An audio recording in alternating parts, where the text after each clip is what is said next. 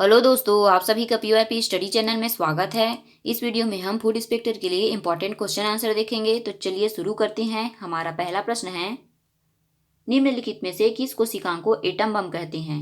Option A सूक्ष्म नलिका, option B nucleolus, option C Golgi काय, ऑप्शन डी लाइसोसोम। इसका सही आंसर है ऑप्शन नंबर डी लाइसोसोम।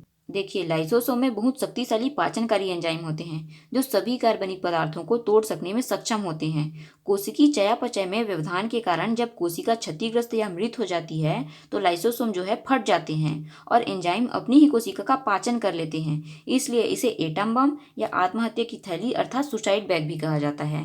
चलिए अगला प्रश्न है, मिलेट मिशन की शुरुआत कब की गई? ऑप्शन ए 10 अक्टूबर 2021, ऑप्शन बी 10 सितंबर 2021, ऑप्शन सी 8 सितंबर 2021 या फिर ऑप्शन डी 10 जनवरी 2021। इसका सही आंसर है ऑप्शन नंबर बी 10 सितंबर 2021। 10 सितंबर 2021 को छत्तीसगढ़ के मुख्यमंत्री भूपेश बघेल जी ने मिलेट मिशन की शुरुआत की। और मिलेट मिशन है क्या? तो छत्तीसगढ़ सरकार ने कोदो कुटकी और रागी का वैज्ञानिक तरीके से उत्पादन बढ़ाने के लिए छत्तीसगढ़ में मिलेट मिशन चालू किया।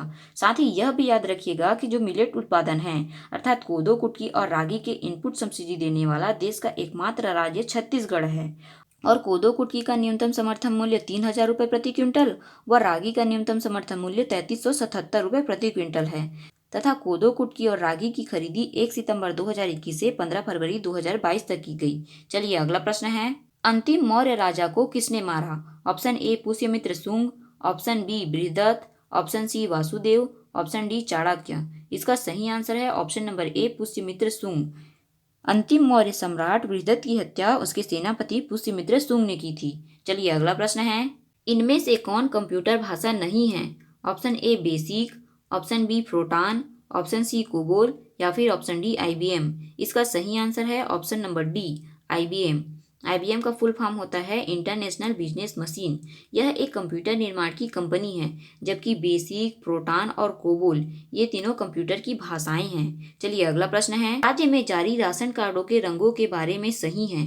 ऑप्शन ए अंत्योदय गुलाबी, ऑप्शन बी प्राथमिकता नीला, ऑप्शन सी सामान्य ऑरेंज या फिर ऑप्शन डी उपरोक्त सभी। इसका सही आंसर है ऑप्शन नंबर डी उपरोक्त सभी।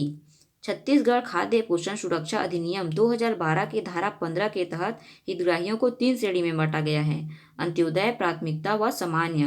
2015 से सरकार द्वारा सामान्य श्रेणी के राशन कार्डों की पात्रता को समाप्त कर दिया गया है।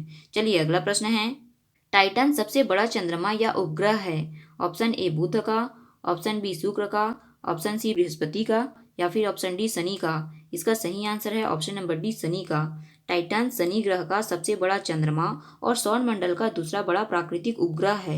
यह एकमात्र चंद्रमा है जिसे घने वातावरण के लिए जाना जाता है और पृथ्वी के अलावा अंतरिक्ष में एकमात्र एक ऐसा खगोलीय पिंड है जिसकी सतही स्थलों जैसे कि नहरों, सागरों आदि के ठोस प्रमाण भी मिले हैं। और शनि सूर्य से दूरी के क्रम में 6वें स्थान का ग्रह है और आकार में दूसरा बड़ा ग्रह है। इसके चारों ओर वलय पाया जाता है। इसका घनत्व 0.7 ग्राम होता है जो कि अन्य ग्रहों की अपेक्षा सबसे कम है। शनि की ऊपरी वायुमंडल पीली अमोनिया के कणों से घिरा रहता है जिससे यह पीले रंग का दिखाई देता है। तो बुध और शुक्र ऐसे ग्रह हैं जिनका कोई भी उपग्रह नहीं है, ये मैं पहले भी बता चुकी हूँ। और बुध ग्रह जो है सूर्य के सबसे निकट का ग्रह है और शुक्र ग्रह पृथ्वी के सबसे नजदीक का ग्रह है। शुक्र ग्रह जो है शाम को पश्चिम में दिखाई देने के कारण इसे सांझ का तारा और सुबह पूर्व में दिखाई देने के कारण इसे भोर का तारा कहा जाता है। और शुक्र को पृथ्वी की जुड़वा बहन भी कहा जाता है क्योंकि इसका आकार, घनत्व एवं व्यास पृथ्वी के लगभग बराबर है। Option C Brihaspati. तो बृहस्पति जो है सौर मंडल का सबसे बड़ा और सबसे भारी ग्रह है तथा सूर्य से दूरी के क्रम में 5वें स्थान पर है। बृहस्पति ग्रह की खोज गैलीलियो ने की थी और इसके बड़े आकार के कारण ही इसे तारा सरित ग्रह भी कहा जाता है तथा इसे मास्टर ऑफ गॉड्स की भी उपमा प्रदान की गई है। चलिए अगला प्रश्न है, किसकी अध्यक्षता में प्रथम विधि आयोग का गठन किया गया? Option A Warren Hastings, option B Lord Cornwallis, option C Lord Minto, option D Lord Macaulay. इसका सही आंसर है option number D Lord Macaulay. विधि या कानून संबंधी विषयों पर महत्वपूर्ण सुझाव देने के लिए सरकारें आवश्यकता अनुसार आयोग नियुक्त कर देती हैं। इन्हें विधि आयोग कहते हैं तथा प्रथम आयोग 1833 के चार्टर एक्ट के अंतर्गत 1834 में बनाया गया था। इस आयोग के 4 सदस्य थे जिनमें मैकाले अध्यक्ष थे। चलिए अगला प्रश्न है, निम्न में से कौन नीति आयोग का अध्यक्ष होता है? ऑप्शन ए भारत का राष्ट्रपति, ऑप्शन बी भारत का प्रधानमंत्री, ऑप्शन सी केंद्रीय वित्त मंत्री या फिर ऑप्शन डी लोकसभा अध्यक्ष। इसका सही आंसर है ऑप्शन नंबर बी, भारत का प्रधानमंत्री। नीति आयोग का अध्यक्ष भारत का प्रधानमंत्री होता है, अर्थात अभी नीति आयोग का अध्यक्ष नरेंद्र मोदी जी हैं। वह उपाध्यक्ष प्रधानमंत्री द्वारा ही नियुक्त किया जाता है। नीति आयोग के वर्तमान उपाध्यक्ष डॉक्टर राजीव कुमार और मुख्य कार्यकारी अधिकारी अर्थात सीईओ अमिताभ कांत जी हैं।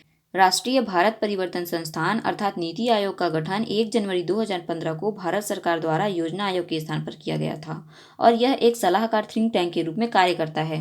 नीति आयोग का full form national institution for informing India होता है। चलिए अगला प्रश्न है, यदि पार्षद विधि व्यवसायी होते हुए किसी अन्य व्यक्ति की ओर से नगर पालिका परिषद के विरुद्ध कार्य करता है तो क्या होगा? ऑप्शन ए, कलेक्टर उसे पद से हटा देगा। ऑप्शन बी, पार्षद एक विधि व्यवसायी के रूप में कार्य कर सकता है। ऑप्शन सी, पार्षद अपने पद पर बना रहेगा या फिर ऑप्शन डी, यह पार्षद का विशेषाधिकार है। तो इसका सही आंसर है ऑप्शन नंबर ए, कलेक्टर उसे पद से हटा देगा। कोई पार्षद नगर पालिका परिषद के विरुद्ध किसी व्यक्ति की ओर से न्यायालय में विधि व्यवसाय संबंधी सलाह या पैरवी नहीं कर सकता। यदि ऐसा कृत्य करते उसके द्वारा पाया जाता है तो उसे जिला अधिकारी अर्थात कलेक्टर द्वारा पद से हटा दिया जाता है। चलिए अगला प्रश्न है, वर्ष 2021 में राष्ट्रीय शिक्षक पुरस्कार किसे दिया गया? Option A, Nandkishore Tiwari, option B, Kansiram Sahu, option C, Pramod Kumar Shukla या फिर ऑप्शन डी, सुनील कुमार तिवारी। इसका सही आंसर है option number C, Pramod Kumar Shukla.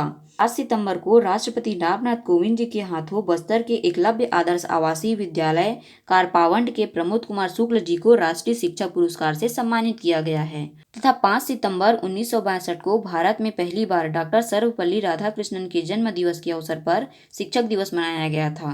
चलिए अगला प्रश्न है, पुरानी किताबों का कागज भूरा किस कारण होता है?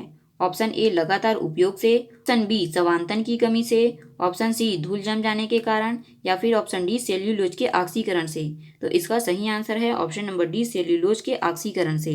पुरानी किताबों का कागज सेल्यूलोज और लिग्निन की ऑक्सीकरण के कारण भूरा हो जाता है। चलिए अगला प्रश्न है, सिंधु नदी की सबसे बड़ी सहायक नदी कौन सी है? Option A, Jhelum, option B, Chenab, option C, Ravi, option D, Beas. इसका सही आंसर है option number B, Chenab. Sindhu नदी की सबसे बड़ी सहायक नदी चिनाब नदी है। चिनाब नदी भारत के हिमाचल प्रदेश के लाहुल और स्पीति जिले के ऊपरी हिमालय में तांडी में चंद्रा और भागा नामक 2 नदियों के संगम से बनती है और चिनाब नदी की लंबाई 1180 किलोमीटर है। चलिए अगला प्रश्न है, ग्लोबल रिस्क रिपोर्ट 2022 को किसने जारी किया है? ऑप्शन ए, संयुक्त राष्ट्र, ऑप्शन बी, विश्व आर्थिक मंच, ऑप्शन सी, एशियाई विश्व बैंक या फिर ऑप्शन डी, विश्व स्वास्थ्य संगठन। इसका सही आंसर है ऑप्शन नंबर बी, विश्व आर्थिक मंच।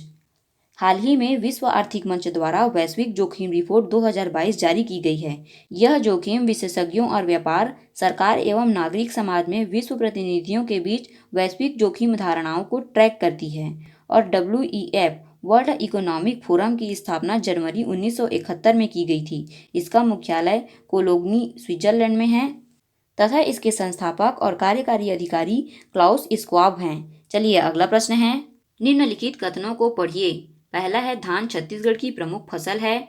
दूसरा, कोदो कुटकी का उत्पादन बस्तर क्षेत्र में होता है। गेहूं का उत्पादन केवल उत्तरी छत्तीसगढ़ में होता है।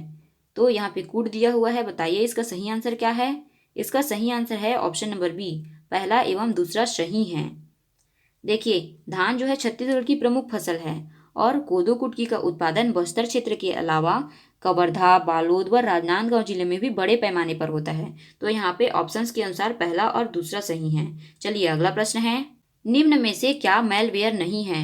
Option A, VMware, option B, bots, option C, adware, option D, tool kits. इसका सही आंसर है ऑप्शन नंबर ए, VMware जो है मालवेयर नहीं है। मालवेयर क्या होता है? तो मालवेयर एक द्वेषपूर्ण सॉफ्टवेयर होता है जो यूजर की जानकारी के बिना कंप्यूटर सिस्टम में घुसकर प्रोग्राम से छेड़छाड़ करता है या फिर उसे नुकसान पहुंचाता है। सभी virus, worm, trojan horse, spyware ये सभी मालवेयर के ही उदाहरण हैं। चलिए अगला प्रश्न है, निम्नलिखित में से कौन सल्तनतकालीन विद्वान नहीं था? ऑप्शन ए, मिनहाज उस सिराज, ऑप्शन बी, अमीर हसन, ऑप्शन सी, अब्बास खां शेरवानी, ऑप्शन डी, अमीर खुसरो। इसका सही आंसर है ऑप्शन नंबर सी, अब्बास खां शेरवानी। अब्बास खां शेरवानी भारत में मुगल काल के दौरान इतिहासकार थे। इन्होंने तारीख ए सिरकाही नामक प्रसिद्ध ऐतिहासिक ग्रंथ की रचना की थी। चलिए अगला प्रश्न है, निम्नलिखित पर विचार कीजिए। ऑप्शन ए पक्षी, ऑप्शन बी उड़ती धूल, ऑप्शन सी वर्षा, ऑप्शन डी बहती हवा। उपयुक्त में से कौन से पादप रोग फैलाते हैं? यहाँ पे कूट दिया हुआ है, तो बताइए इसका आंसर क्या है। इसका सही आंसर है ऑप्शन नंबर डी, पहला, दूसरा, तीसरा, चौथा, इन सभी से पादप रोग फैल सकता है। चलिए अगला प्रश्न है, भारत में तृतीय क्षेत्र में सम्मिलित है। पहला व्यापार एवं परिवहन, दूसरा वित्त एवं वास्तविक संपदा, तीसरा वानिकी और मत्स्यिकी। नीचे दिए गए कूट में से सही उत्तर का चयन कीजिए। इसका सही आंसर है ऑप्शन नंबर बी, पहला और दूसरा। अर्थव्यवस्था के तृतीय क्षेत्र को सेवा क्षेत्र भी कहते हैं और तृतीय क्षेत्र का विकास 20वीं शताब्दी के आरंभ में शुरू हुआ था। इसके अंतर्गत व्यापार, यातायात, कम्युनिकेशन, वित्त, पर्यटन, संस्कृति, मनोरंजन, लोक प्रशासन एवं लोक सेवा, सूचना, न्याय, स्वास्थ्य व शिक्षा आते हैं। चलिए अगला प्रश्न है, भारतीय संविधान के निर्माण के समय संवैधानिक सलाहकार कौन थे? Option A K M. Munshi, option B doctor Rajendra Prasad, option C B N. Rao या फिर option D doctor B R. Ambedkar.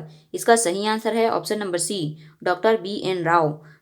BN. Rao अर्थात बेनेगल नरसिम्हा राव एक भारतीय प्रशासनिक सेवा अधिकारी एवं अंतर्राष्ट्रीय न्यायालय के न्यायाधीश थे और भारतीय संविधान के निर्माण के समय ये संवैधानिक सलाहकार थे, इसलिए इन्हें भारतीय संविधान के सलाहकार के रूप में भी जाना जाता है।